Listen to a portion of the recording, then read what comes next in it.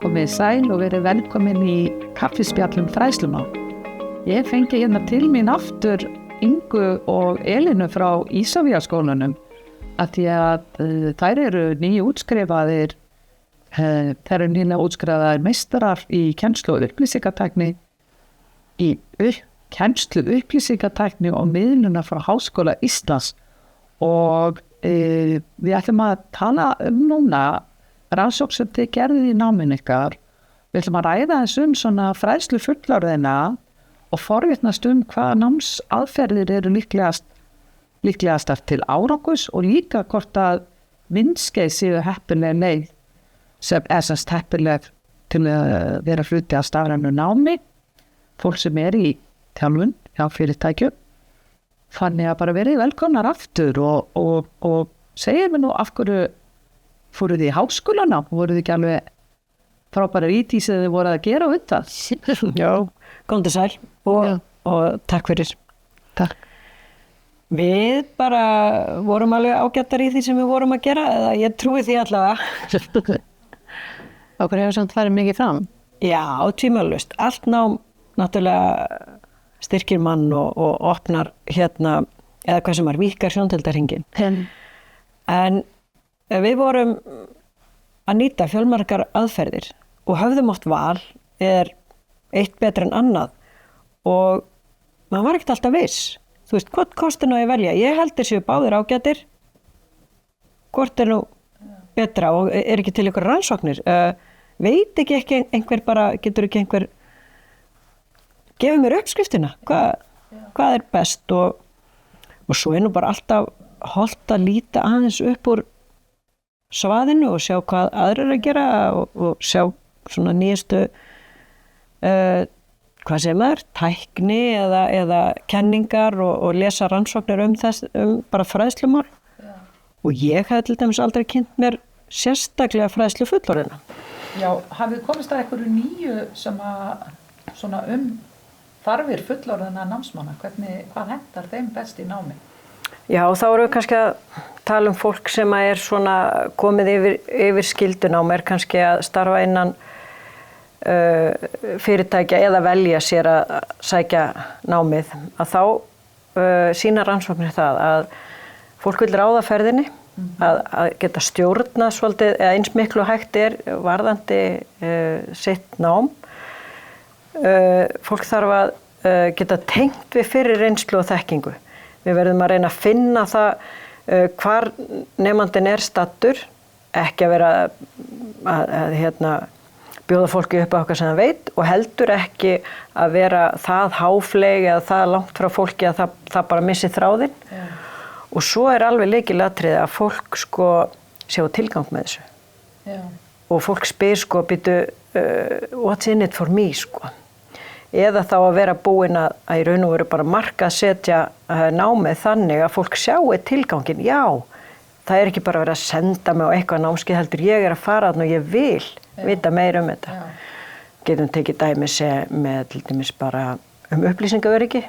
Fólk heyrir fréttir af því að það eru tölvuþrjótar og það fólk að taka gögn í gíslingu og fólk bara jákvætt fyrir því að fá að vita eitthvað upplýsingaöryggi.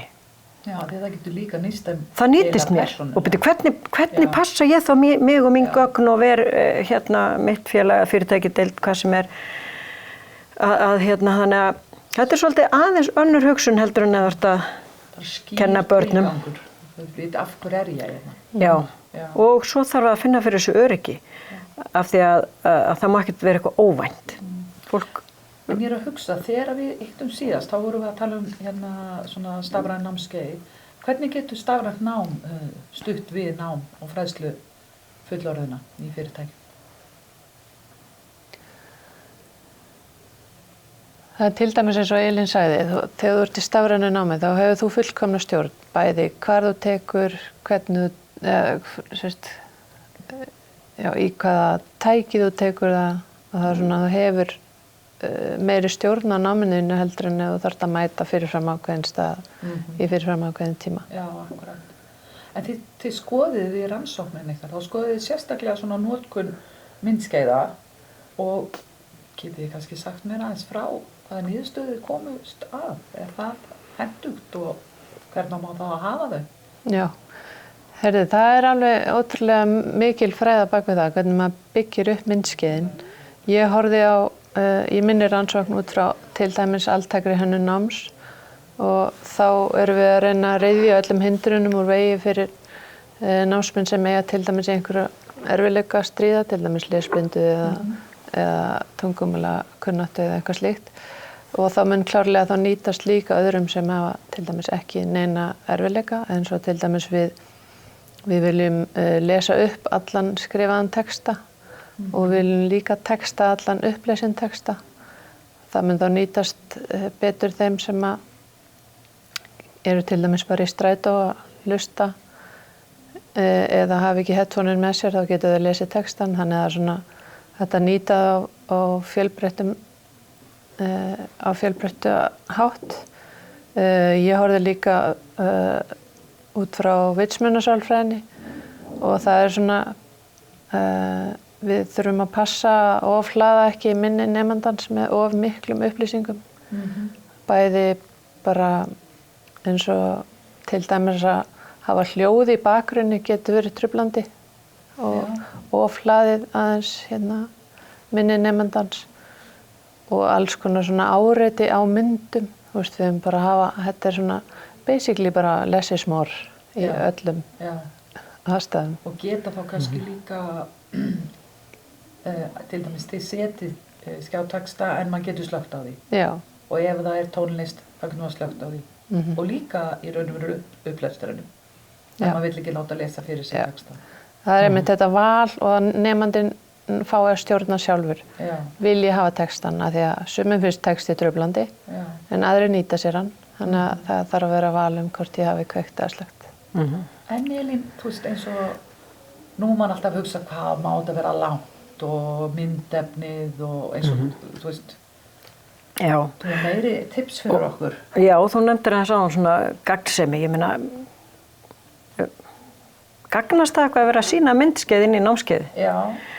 Að sko varðandi svona verklega færni, þá getur það aukið árangur nemenda sína rannsóknir alltaf 70-80% ef að þú sérð mynd af því sem verið að kenna þér, bara eitthvað verklag og sem að manni finnst nú kannski alveg eðlilegt að vera að sýna þér hvernig heldur en að lýsa því í texta, eins og ef þú ætti að lýsa því fyrir þér hvernig snýrðu eða hvernig fletur út kleinudeg og snýr því í kleinu, það væri svolítið erfitt að skrifa það í texta en einfalt að sýna á mynd.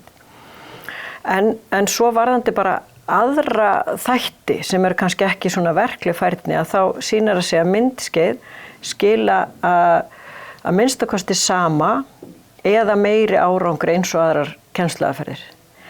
En það þarf að sníða þau þannig að þau séu áhugavekjandi, taka aðeins eitt atriði fyrir í einu, eins og Inga segir passa allt aukaatriði, þau skipta ekki máli. Lengdin, hún má ekki vera fyrir sem sagt einhver svona verklega færni, helst ekki nema 3-5 mínútur, 7-9 mínútur svöruðu okkar starfsmenn, við gerðum rannsókn innan Isavia varðandi myndskeið og nýtingu þeirra. Fólk kýs frekar styttri myndskeiðin og við þurfum þá bara að hafa þetta snarpt og skýrt, að tala til nemandana á persónulegu nótunum.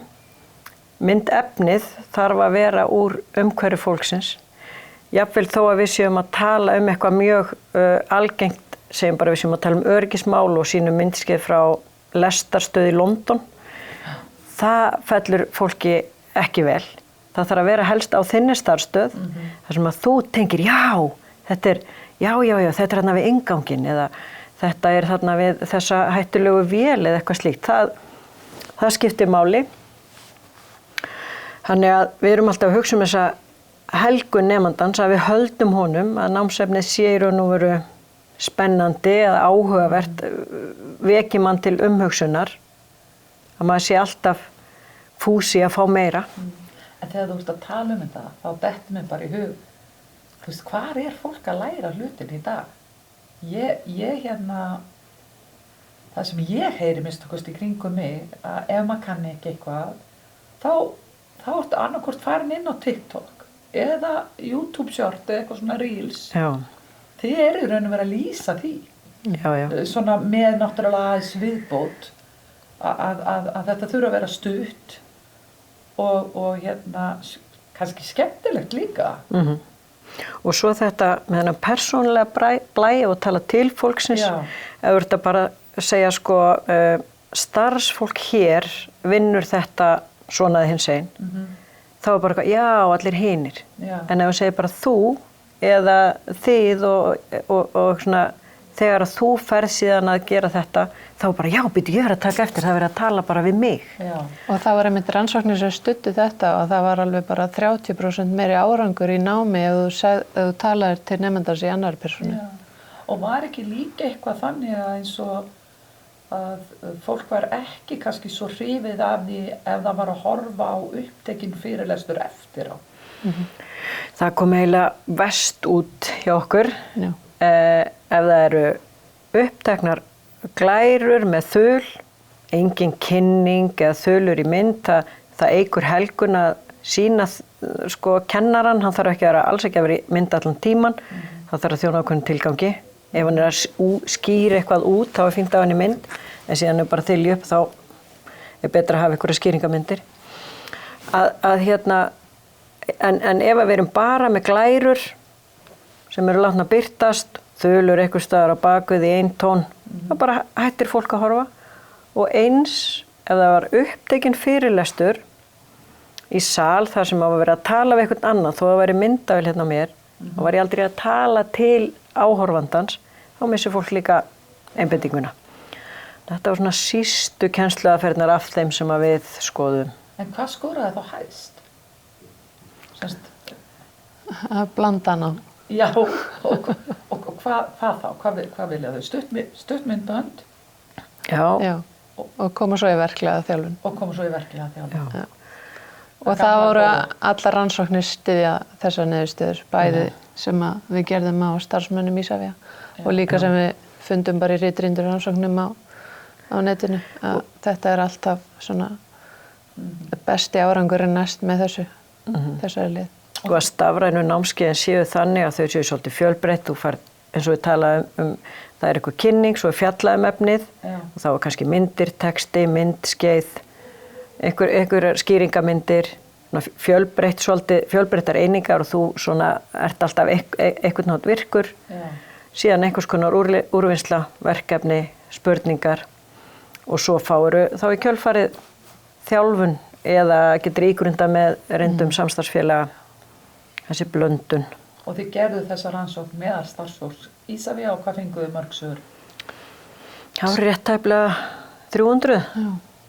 Það er hansi vel gert. Var eitthvað munur á aldurshópum? Hvernig þau vildu læra það? Sáðu eitthvað svoleiðis? Varðandi sko aldurshópin þá kom nú eiginlega í ljós að besta svörunin var hjá miðaldra fólki, en það höldum við að yngsti hópurinn, við sendum boðin út í tölvupósti. Okkar yngsti hópur er bara ekki að skoða tölvupóst. Það er kannski auka svona átta niðurstaða að við þurfum að nálgast þau öðruvísi. Já. Akkurat. Var eitthvað sem að koma alveg sérstaklega óvart í niðurstöðu eða vissu þetta allt fyrirfram?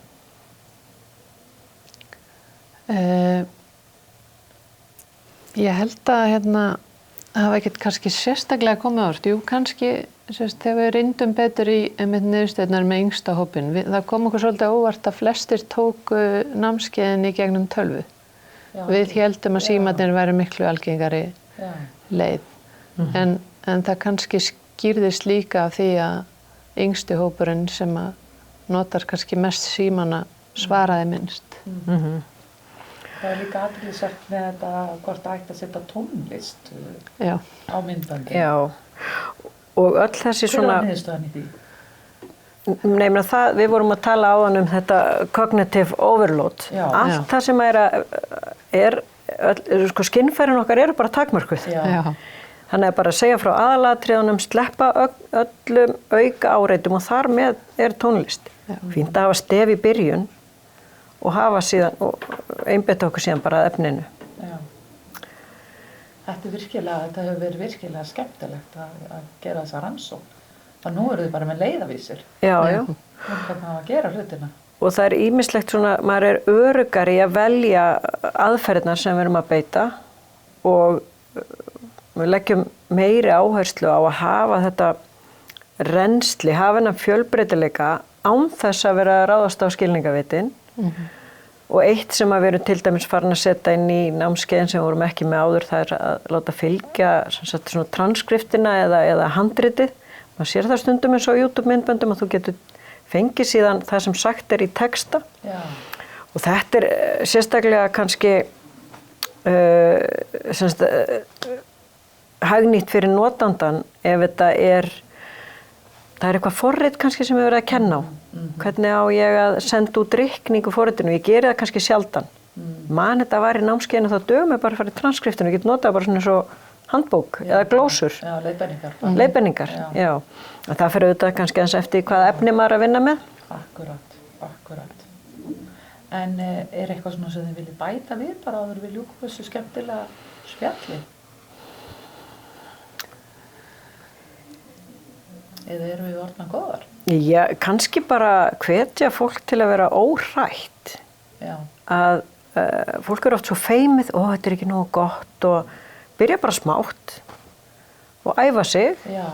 Að nota samstarfsfólk sitt og fá þá endurgjöf.